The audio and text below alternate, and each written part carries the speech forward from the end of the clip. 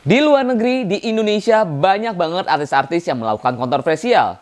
Dan banyak artis-artis yang sukses karena kontroversial. Kira-kira kenapa banyak artis melakukan kontroversial? Dan kenapa banyak masyarakat Indonesia atau netizen Indonesia maupun di luar negeri yang ter-encourage dengan kontroversial artis? Dan apa yang harus dilakukan kita sebagai manajemen artis untuk menghadapi artis-artis yang artisnya terjerat kontroversial yang negatif? Kalian harus tonton monolog Rizky Biz episode kali ini sampai selesai untuk mendengar penjelasannya.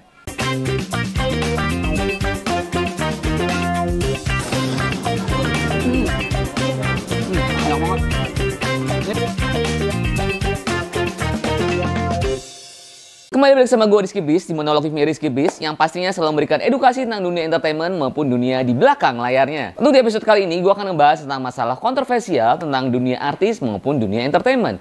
Mungkin kita sama-sama tahu kita bicara di entah itu di luar negeri maupun Indonesia, kontroversi artis itu sangat-sangat banyak dilakukan oleh pihak baik dari pihak manajemen maupun dari pihak artisnya sendiri untuk melakukan kontroversi. Di luar negeri mungkin kita sama-sama tahu ada Lady Gaga yang melakukan kontroversinya dengan yang beraneka ragam, dengan dia yang keateisannya dan juga dia juga dengan mendukung LGBT-nya sehingga mereka ketika dia konser di Indonesia dia tidak diperbolehkan untuk konser di Indonesia. Dan di Indonesia juga banyak banget artis-artis yang melakukan kontroversial yang sekarang mungkin kita sama-sama ramai kita tahu Nikita Mirzani dengan banyaknya kontroversial, dengan yang keributan-keributan dan huru-haraannya. Dan juga ada Vicky Prasetyo mungkin yang dengan bahasanya yang kadang Inggris kadang Indonesia dan dengan tingkah lakunya. Dan juga ada Lucinta Luna dengan statusnya dia yang mengakui dia sebagai transgender dan juga dengan gimmicknya dan lain-lain yang membuat juga namanya semakin terkenal. Kira-kira kenapa kontroversi ada di dunia entertainment dan apa sih manfaatnya bagi artis tersebut? Oke, kita akan bedah satu persatu di mana kontroversi itu dilakukan oleh pihak artisnya itu sendiri yang pasti pertama untuk meningkatkan awareness dan juga perhatian publik. Karena dia sebagai seorang public figure untuk mendapatkan perhatian publik, ketika dia sudah berkarya sekalipun butuh ada yang namanya manajemen gosip. Untuk apa? Supaya orang aware dengan pemberitaan seorang artis. Dan juga sebenarnya kalau menurut gue pribadi, selama itu gosipnya yang membuat impact yang baik dan tidak merugikan masyarakat, itu masih it's okay. Dan jadi biasanya artis-artis itu melakukan kontroversial selain dengan karyanya dan juga dia pengen mendapatkan perhatian publik karena banyak banget orang-orang Indonesia maupun orang di luar negeri, di netizen dimanapun itu berada, ketika dia mendengar berita suatu sedikit berita yang miring, dia akan lebih awareness-nya lebih tinggi ketimbang berita-berita yang positif. Itu ya, makanya kenapa banyak artis-artis juga melakukan kontroversi. Terus juga memicu diskusi publik dan juga emosi penonton. Ketika kalian melihat pemberitaan kontroversi, pasti kalian ada hati kalian ada entah itu kesel, entah itu senang, entah itu kalian mendukung, ya. Dan perasaan itu yang dibutuhkan untuk supaya artis tersebut makin dikenal oleh masyarakat. Orang makin aware dengan artis tersebut. Jadi emosi menonton, jadi ada engage antara kita dengan penonton atau dengan netizen. Terus juga menciptakan diferensiasi atau sebagai pembeda. Karena gini, karena kita sebagai seorang artis, sekarang untuk artis yang cantik, yang ganteng, yang bisa nyanyi, yang bisa acting, itu banyak sekali. Jadi kenapa banyak banget artis-artis yang melakukan kontroversi. Jadi dia ingin menjadikan suatu hal yang pembeda. Dan balik lagi tadi gue jelasin, selama itu pembedanya itu suatu hal yang mengarahnya tidak merugikan masyarakat, bagi gue itu masih it's okay. Tapi kalau misalnya sebagai kontroversinya yang membuat opini publik yang membuat jadi masyarakat jadi ricuh dan juga pemikiran-pemikiran yang nggak bagus, itu gue tidak setuju. Oke. Terus juga sebagai strategi yang produktif, yang sangat-sangat efektif. Bener. Kalau bagi gue, ketika artis tersebut melakukan kontroversi atau ada pemberitaan di luar sana, ya, baik waktu zaman gue kerja TV, gue pasti akan sibuk untuk pengen mengundang artis tersebut melakukan klarifikasi, untuk dan kita sebagai pihak TV untuk mendapatkan rating yang bagus. Artis tersebut tuh itu suatu hal yang dilakukan oleh pihak artis melakukan kontroversi supaya dia bisa diundang oleh TV, akhirnya suatu saat dia akhirnya makin dikenal, akhirnya dapat endorsement, akhirnya dapat project, ya. Terus juga sebagai pengalihan isu. Kita sama-sama tahu ya, banyak banget juga pemberitaan kontroversi artis maupun public figure yang kita sama-sama tahu kemarin ini banyak juga untuk sebagai pengalihan isu. Nah itu pengalihan isu politik atau juga pengalihan isu apa, yang dinaikin adalah public figure itu sendiri. Dibikin kontroversi. Karena kenapa public figure dipakai untuk sebagai pengalihan isu? Karena mereka punya followers. Sehingga menjadikan perhatian untuk publik dan juga menjadi pengalihan isu. Terus kita kasih contoh, artis siapa aja sih yang sudah banyak melakukan kontroversi baik itu di Indonesia maupun di luar negeri. Pertama, kalian pasti sama-sama tahu Nikita Mirzani. Ya, sampai sekarang pun juga masih lama ini pemberitaan Nikita Mirzani, nyai ini banyak banget hal-hal yang dilakukannya yang sekarang mungkin kita sama tahu, keributannya dengan anaknya, terus juga waktu ke Tepol lalu juga ada keributan dengan beberapa artis juga, dengan beberapa perusahaan skincare. Ya, kita nggak tahu kenapa Nikita Mirzani melakukan strategi itu untuk entah itu untuk membuat namanya semakin naik atau memang itu mengungkap kebenaran, tapi memang berdasarkan apa yang dia ungkapkan, kontroversinya setiap dia melakukan keributan, semua biasanya dia suka ada fakta-faktanya juga. Tapi di balik semua itu, waktu itu Nikita Mirzani juga pernah diundang di podcast gua. Dia juga cerita tuh, kalau misalnya dia melakukan kontroversi atau ada keributan, langsung engagementnya juga naik, harga endorsementnya juga tinggi. Mungkin kalian bisa lihat cuplikannya sedikit ya, waktu pas Nikita Mirzani diundang di podcast gue waktu itu. Insight banyak. Jadi kalau Kang berantem katanya insight bagus. Iya, benar. Insight gue tuh bisa lebih, pernah ditembus di 1 miliar. Hah? Serius? Bukan, story gue tuh pernah ada yang lihat sampai 1,5 juta orang. Insight gue tuh pernah sampai 900 juta orang yang lihat. Hah, serius? Iya. Boleh tahu nggak sih berapa sih harga endorse untuk seorang Nikita Mirzani untuk story aja? Iya. Mungkin gue termasuk endorse main artis yang lumayan mahal tuh termasuk gue. Oke, di situ beliau bilang harga endorsementnya bisa naik tiba-tiba, IG story-nya bisa 25 juta, postingan 100 juta dan lain-lain, dan endorse-nya juga banyak.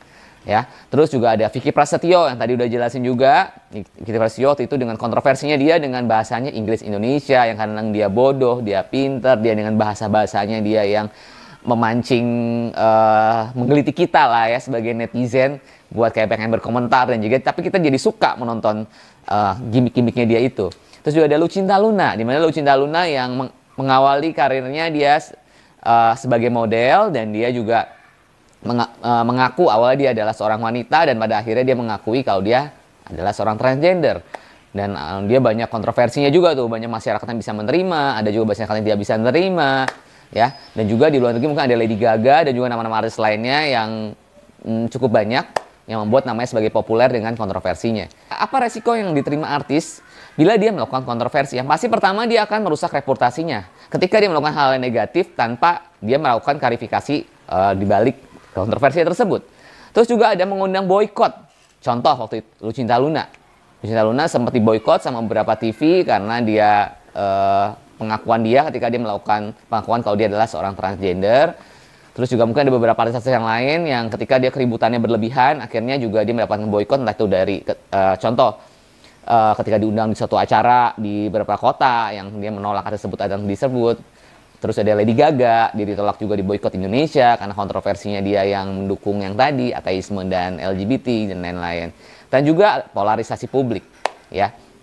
Jadi langsung memecah tuh polarisasi publik, pandangan kita sebagai seorang artis, dan juga ngaruh terhadap masyarakat juga. Sama Kak Rizky menjadi manajer artis, pernah nggak sih artis Kak Rizky melakukan hal-hal kontroversial? Melakukan hal kontroversial sebenarnya sih selama ini gue di jalur yang artisnya yang aman. Cuman kebetulan juga gue punya talent Denny Darko, di mana Denny Darko adalah seorang magician yang kemudian beliau sekarang lebih dikenal sebagai seorang peramal atau tarot reader. Ya, jadi itu banyak banget tuh, banyak masyarakat yang bertanya sama gue, Ki sebenarnya Denny Darko ini kenapa magician kok sekarang jadi peramal? Wah, itu satu hal yang menurut gue sih sebenarnya masih ada kaitannya ya antara magician dan juga ramal, karena kan ketika dia ramal dia juga kan terkaitan dengan dia kayak membaca pikiran, ya. Dan juga emang Denny Darko sendiri juga beliau juga belajar tentang masalah tarot dan lain-lain, dan juga masalah psikologi. Jadi memang menurut gua ada keterkaitannya di situ, begitu gua ngejelasin kepada masyarakat. Dan kemudian pernah juga ramalannya kadang-kadang juga di konten-kontennya yang membuat beberapa artis juga akhirnya tidak terima dengan ramalan. Contoh waktu itu mungkin kita sama tahu ada Mas Deddy Corbuzier juga, dan ya akhirnya yang sempat rame dan juga akhirnya muncul di pemberitaan. Dan bagaimana cara menanganinya? Yang pasti waktu itu gue melakukan diskusi terhadap artis gue pribadi dulu, ya, diskusi empat mata, kita juga ngobrol, dan juga yang pasti juga kita ya ketika ada media yang bertanya kepada kita juga bisa ngejelasin dari hasil kita diskusi tadi sama si artis dengan kita sebagai penengah di situ. Terus apa sih yang harus dilakukan kita sebagai manajer artis ketika artisnya melakukan kontroversi yang berlebihan? Satu, yang pasti kita harus diskusi empat mata dengan si artis, ya. Kita harus melakukan strategi kira-kira apa sih kira-kira yang harus kita lakukan nih, karena pasti akan jadi pemberitaan dengan media, apa yang harus kita bicarakan dengan media dan lain-lain. Terus juga kita lindungi artis dengan kita berdiskusi dengan kuasa hukum ya. Jika memang kasusnya lumayan agak berat, kita wajib untuk bekerja sama dengan tim hukum buat berdiskusi tentang apa yang terjadi menimpa artis kita. Terus juga kita harus komunikasi yang baik dengan tim media, dengan TV, dengan station dan lain-lain. Dan juga yang pasti kita harus berkomunikasi yang baik dengan pihak brand yang bekerja sama dengan artis kita, terutama yang bekerja sama dengan artis kita sebagai brand ambassador. Ya, ketika masalahnya kontroversinya sudah berlebihan, kita wajib menghubungi tim brand buat melakukan entah itu klarifikasi, entah itu menenangkan, karena pasti kita sebagai pihak brand ketika kita bekerja sama dengan artis kita sebagai brand ambassador, ketika mengalami kontroversi yang berlebihan itu otomatis akan berdampak terhadap pihak brand.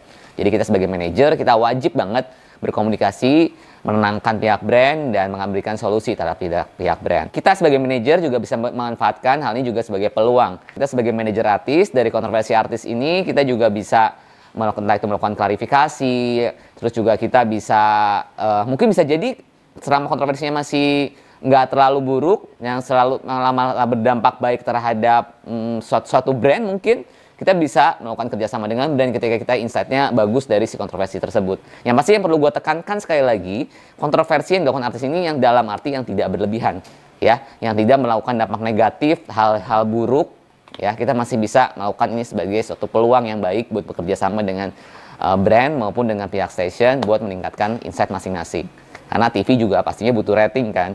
Pesan dari gue buat masyarakat, buat melihat pemberitaan kontroversi artis, jadilah masyarakat juga kita yang cerdas. Jadi jangan kalian telan mentah-mentah nih, kadang-kadang si artis ini berantem sama si ini, kalian ikut menghuru hara dengan berkomentar, dengan bikin-bikin juga konten yang keributan-keributan lainnya, dan memberikan opini-opini sendiri. Jadi kalian benar-benar harus jadi netizen yang cerdas. Jangan telan mentah-mentah, karena bisa jadi kontroversi atau konten itu dibuat buat meningkatkan tadi yang tadi udah jelaskan, awareness, buat naikin strategi manajemen manajemen gosipnya artis dan lain-lain ya. Terus juga buat pihak artis, gue mohon buat kalau melakukan kontroversi boleh dan sah-sah aja melakukan kontroversi, tapi yang pasti jadilah juga artis yang pintar ya, karena kalian ini adalah seorang public figure, jadi contoh masyarakat. Ketika melakukan kontroversi ya bikinlah kontroversi yang kalau hanya yang lucu-lucuan, jangan sampai yang merugikan masyarakat, yang menimbulkan berita-berita yang negatif, yang akan menimbulkan isu-isu negatif yang akhirnya berdampak kriminal, buruk dan lain-lain buat masyarakat.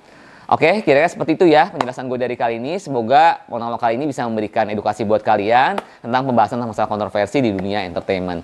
Thank you banget, jangan lupa juga nonton konten gue yang lain. Dan jangan lupa nonton konten gue ini bisa ditonton di semua penerbangannya Batik Air, Lion Air, Pelita Air, di aplikasi Tripper pastinya. Dan pastinya tonton semua konten yang lain ya di Bisa Entertainment. Bye-bye!